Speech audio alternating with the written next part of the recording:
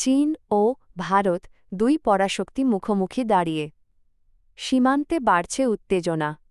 যদি যুদ্ধ শুরু হয়, কে এগিয়ে থাকবে?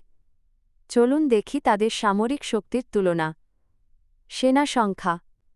জনসংখ্যায় বৃহৎ দুই দেশ, সেনাবাহিনীও বিশাল। ভারতের সক্রিয় সৈন্য প্রায় ১৪ লাখ, আর চীনের প্রায় ২০ লাখ। তবে রিজার্ভ সেনা সংখ্যায় ভারত বেশ এগিয়ে। প্রতিরক্ষা বাজেট বলেই বলে কে কতটা প্রস্তুত। চীনের বার্ষিক প্রতিরক্ষা ব্যয় প্রায় $২২৫ বিলিয়ন, ভারতের বাজেট প্রায় ৮০ বিলিয়ন। প্রযুক্তি ও আধুনিকায়নে চীনের খরচ অনেক বেশি। বিমান শক্তি, আকাশের নিয়ন্ত্রণ মানেই আধিপত্য। ভারতের হাতে আছে রাফায়েল, সুখি, মিরাগি -২০০০। চীন রয়েছে চেংডু জে-20, জে-10, জে-11 এর মতো যুদ্ধবিমান। সংখ্যায় চীন এগিয়ে, কিন্তু মানের দিকেও ভারত পিছিয়ে নয়। নৌ শক্তি, ভারত মহাসাগর হোক বা দক্ষিণ চীন সাগর জলপথে আধিপত্য গুরুত্বপূর্ণ। চীনের নৌবাহিনীর যুদ্ধজাহাজ ৩৫০-এর বেশি। ভারতের আছে দুটি এয়ারক্রাফট ক্যারিয়ার সহ ১৫০+ জাহাজ। কিন্তু ভারতের অবস্থান কৌশলগতভাবে অনেক সুবিধাজনক। পারমাণবিক ক্ষমতা, এর থেকে বড় নিউক্লিয়ার শক্তি, ভবিষ্যতের ভয়াবহতা।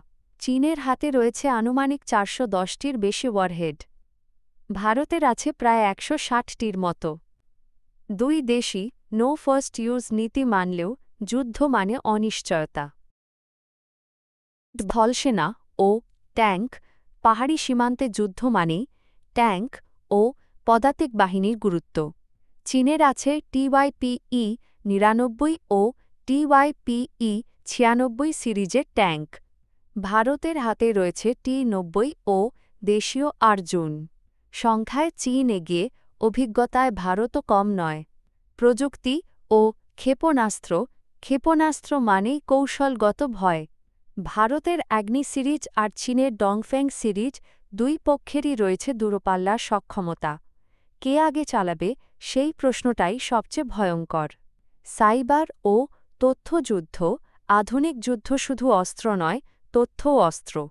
চীন সাইবার আক্রমণে বিশ্বে অন্যতম শক্তিশালী। ভারতও পিছিয়ে নয়। DRDO, RAW এবং টেক সার্ভেলেন্স এখন অনেক উন্নত। মহাকাশ প্রযুক্তি ও স্যাটেলাইট। মহাকাশে যে দেখছে, সেই জিতছে। চীনের হাতে রয়েছে সামরিক নজরদারি স্যাটেলাইট। ভারতও ইসরোয়ের মাধ্যমে স্যাটেলাইট সার্ভেলেন্সে এগিয়ে। উপগ্রহ এখন যুদ্ধক্ষেত্রের চোখ। ভৌগোলিক সুবিধা। হিমালয়ী সীমান্ত। চীন উচ্চভূমি দখলে রাখতে চায়, আর ভারত পাহাড়ি যুদ্ধে অভ্যস্ত।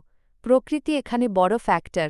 যুদ্ধের পরিণতি, যুদ্ধ শেষে বিজয়ীও হারায়। হারায় মানুষ, সময়, ভবিষ্যৎ। শক্তি যাচাইয়ের চাইতে শান্তিই সেরা। চলো, শান্তির পক্ষে দাঁড়াই।